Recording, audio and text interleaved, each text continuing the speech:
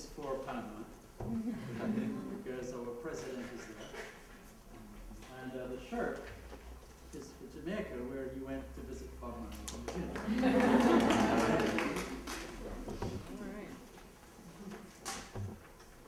So I was very pleased because the last president went to Jamaica. It was like 33 years ago. And it was Reagan, so it was about time.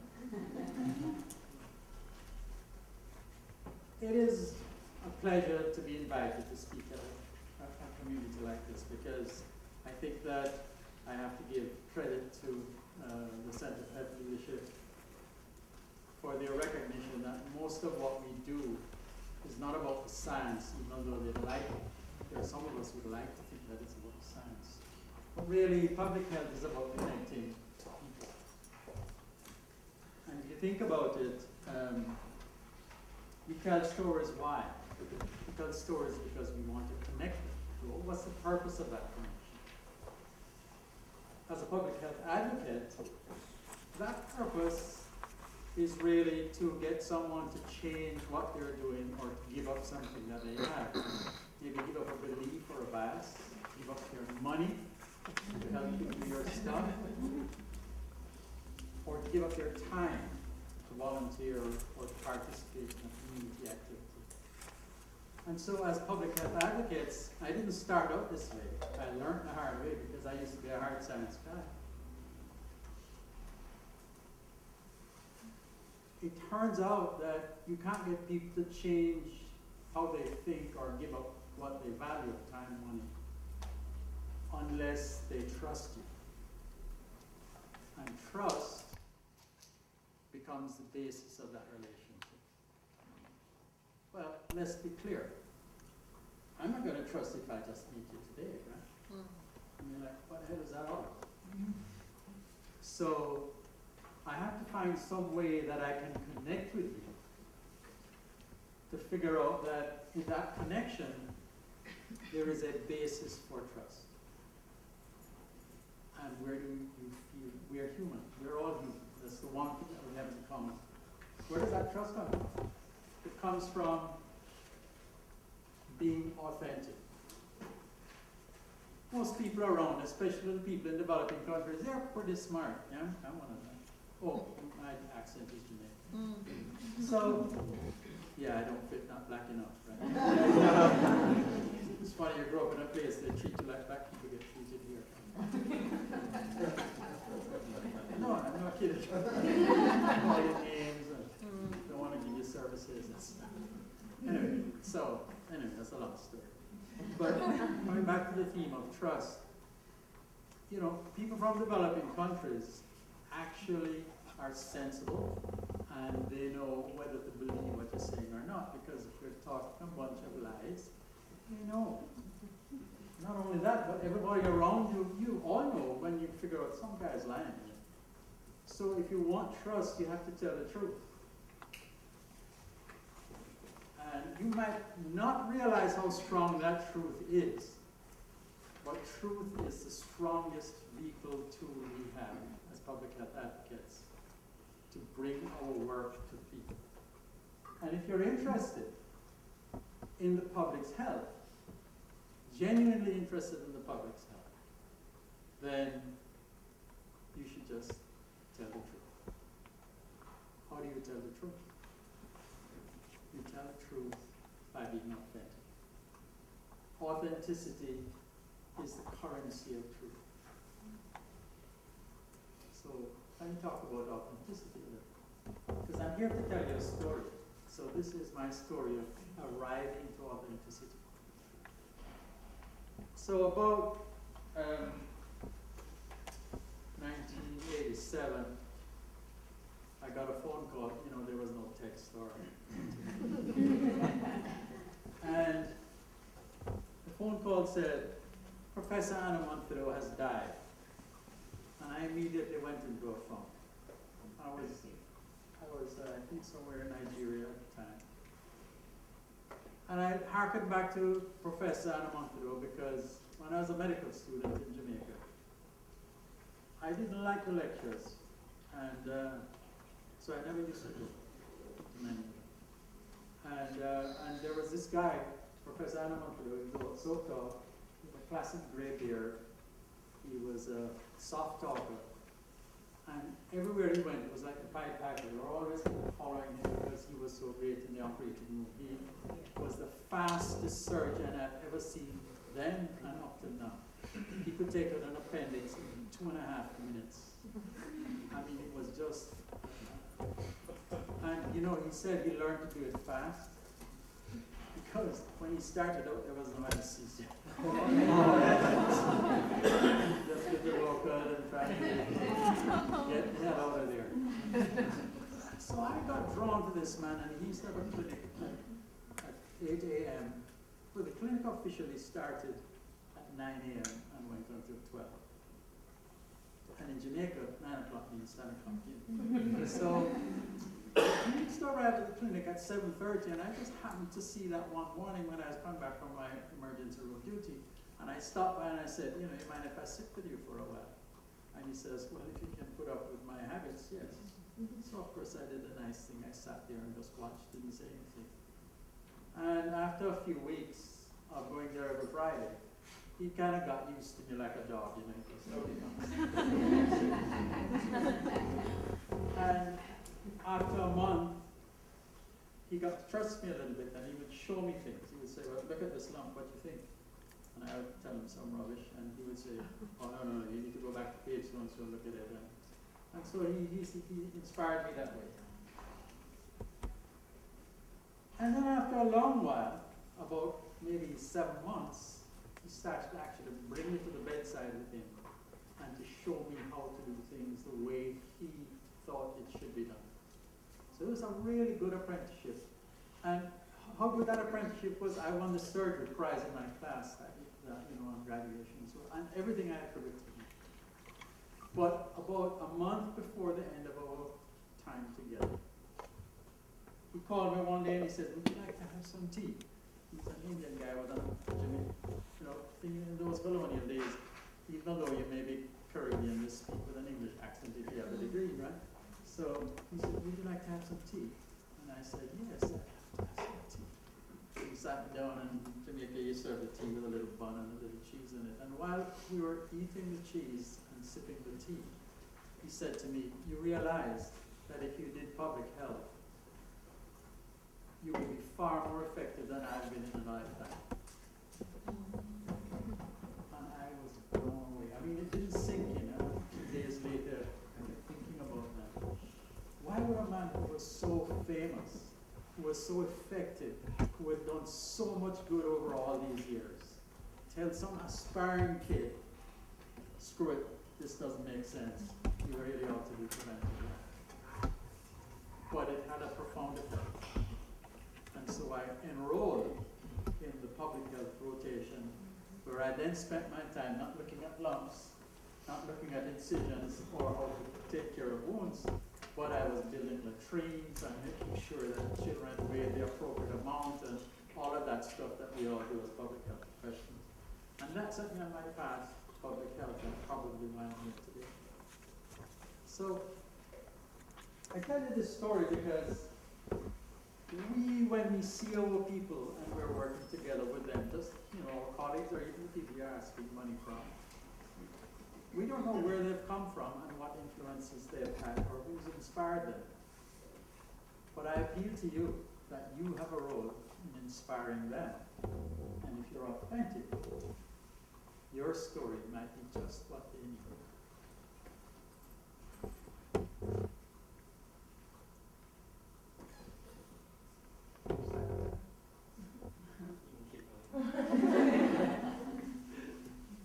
So I have a few vignettes. I'm kind of old, so I'll put your hand out. I'm kind of old, so I'm great. My wife says I used to be good looking. You don't want to hear that from a wife. So I have some little rules that I've created for myself. I invite you to think about them if you want. If you think you need some extra rules to help you in your game, use them. If you think it's a bunch of BS, just ignore it and say, well, that's funny. So, the rule number one you've heard is, you know, don't tell lies. Rule number two is, you know, in public health, we're always creating these sorrow stories and sadness and you want to die and we're going to prevent these deaths and look at these small children. And we go around sort of singing this sort of sad song. And I think that, you know that people are healthier if they laugh. Right? There's evidence that people who are happy actually live longer. And even if you're dying and you're laughing, it's probably better than dying and you're sad. Tough thing to say. And I just got a call from a friend of mine in the city who is 83, and we've done a lot together in the last 30 years. And he called me last week and he said, I went to the doctor and I have leukemia. And they put me in the algorithm and I'm going to live a year, possibly, maybe two, and if I do X and Y, maybe I'll live a little longer, but the median is probably 2.5 years. And he says, let's meet and figure out, you know, how we can make some of that with you so that I can at least have some laughs. And I'll spend some time with my family, but please, I want you to tell them, you know, none of this sad shit, excuse the language. You know, he's entitled to it at that stage, right? Just try and tell my family that, you know, we don't have to be so sorrowful about it. So I think there's a thread in here that if we are trying to be advocates, there is no harm in us having a little humor in what we do. So tell the truth, leave some space for humor, and don't make judgments right away. Okay? Those are 3 good things. So I was on a plane and sitting beside a lady who, you know, seemed to be pregnant. I'm obviously, I should know, she had flushed face, a little bit swelling in her feet, you know, she had a thing that was more than just obesity. And my mother was 48 when she had her last child. Oh my God. Her daughter was pregnant. And she hid it. She went to work every day. She had 7 children. And she arranged with her obstetrician on a Friday afternoon to do a C-section. She had all vaginal deliveries before. And for her to go back to work on Monday, so nobody would know that she had a baby, and she had that bit of obesity that made it a good cover-up. The boy is now nearly 50, but so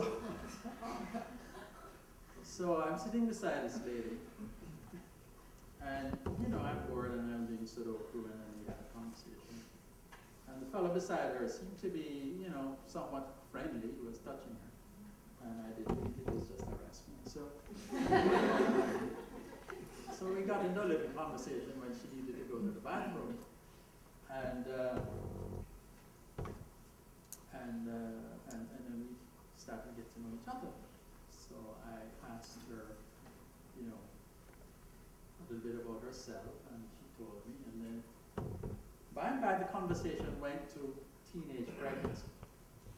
And she was telling me that she was glad that she and her husband, the guy sitting beside her, was so happy that they had waited for this time to have their baby, because she had finished college, she had a job, and she was really happy that she didn't fall into the trap of having an unplanned pregnancy when she was younger, and that she had had 4 girls in her class in high school who had been pregnant before the end of the, I went to school in Jamaica, so it was like 2 years before you actually graduated, so maybe 17 or 16 and a half. And that she was grateful that her mother had taught her what to do to prevent pregnancy. And she thinks that the other people knew, but they just didn't have access. And I thought about that. And I thought about my mother, because on the front end of that pregnancy at 48, she had a pregnancy when she was 16. And in having a pregnancy at 16 in Jamaica, basically meant you have to stop going to school. And it turns out I think my mother is smarter than my father. But then she had to stop school when she was like in 9th grade. So it got me thinking. And I asked myself, well, why in the United States do we have women who still have unplanned pregnancy? Now, I've been in public health a very long time.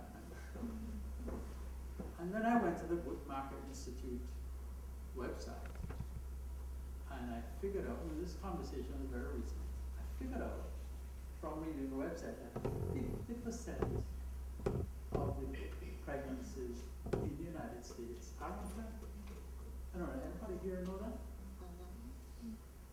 50%, which means that even with access as we have it here, in inverted commas, there are still women, probably many at the younger age group, who don't really have access. And so I thought, if I'm looking for something else to do while I'm gray and still active and can think, maybe I should be paying attention to that. Because I think it's unacceptable in my own life that today, in the 21st century, in the United States, that should still be an issue when we're trying to go to the moon and stuff like that. Again. So it got me thinking, about all the things my mother may have done if she hadn't been.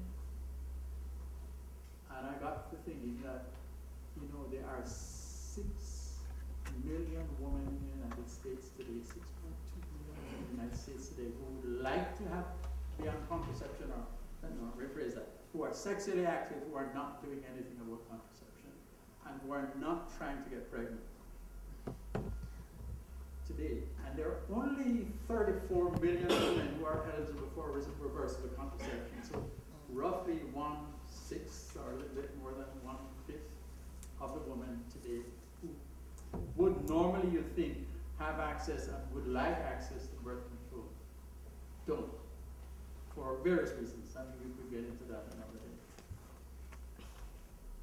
When I'm asking myself how I could spend some of the rest of my time in public health, it's very clear to me that that is something that should be where I have my priority list. And how did that come to me? To someone who was, I don't know, she may have been 25, telling me her story about her life. So the inspiration that comes from stories goes both ways. So my second, well, now it's a fourth rule that I'm trying to pass off to you, is that as public health professionals, there is room for us to leave space to be inspired by other people's stories, and you can't get to hear their stories unless you ask. So the word I'd like to leave you with is, tell me more. Tell me more. Tell me more. Rather than, well, I have the statistics I need, thank you, bye. So ask, and ask for some more, because the storytelling goes both ways. The last vignette I want to bring up is one that's pretty mundane, so forgive me if it's terribly boring. So there was a huge table in this room at one time. You know what this room is? This is the room of the president of the University of California in 1967. All of those riots that you heard about and the things, they happened right here. You think it was a big place, it was right here. This was the president's building, this university hall. And this huge table was here. Anyway, so I came by here in 1967 and looked at it. I was young then. Anyway, so it was in this room, and Kirk Smith was giving a talk. And I was sitting, I think, up in that back corner because I came a little bit late. And he was talking about, indoor air pollution. Everybody know who Kirk Smith is? So he's talking about indoor air pollution. And as he's talking about indoor air pollution, he says a statistic that I'm kind of like, what the hell are you talking about? You don't know that. He said, indoor air pollution kills more than 1.7 million children before age 2 every year. And I'm thinking, no way. I am the MCH expert in this room. You're just from EHS upstairs. Like, why are you saying these lies? So my hand shot up. Right there. So of course, there's a tradition here that if you're a professor and you have a question and your students asking questions, you kind of just lay back until the students get their chance. I don't know if it's still that way, but it was that way a decade ago. So I'm waiting my turn, because he's not paying me any attention. He's answering all the students' questions. And then by and by during that conversation, I realized that maybe he's right. So when he asked me, oh, it's been answered already, So I'm very embarrassed now, and I rush off afterwards, and I go and check all the statistics out. And lo and behold, he's not lying. He's right. I'm wrong. I didn't know that. That was a moment of inspiration for me, because after that day, I went to see him, and I said, upstairs on the 7th floor, I said, I have to tell you an embarrassing situation that happened to me. What can I do, since I'm a maternal and child health person, what can I do to help you get your agenda moving forward? And so we formed a company, and we created a space for young people to expand their intellect. And that company, the young CEO, who was a graduate of master's program here, was I think 27 years old when I appointed him as CEO. And he was the one who wrote the protocol for the conversion of stoves, or the ability of stoves to be eligible for voluntary carbon credits. And that business is a $9 billion business today. Right? Of course, we got out of it because we were just the innovators and the banks have taken over. But the fact is that through one inspirational experience from one person's story, we actually did something that mattered. And in my entire career here of 30, I started here in 1984, so 31 years, I don't think I've done anything more important than just that one thing. And it came out of listening to a story. So with that, my time should be 140.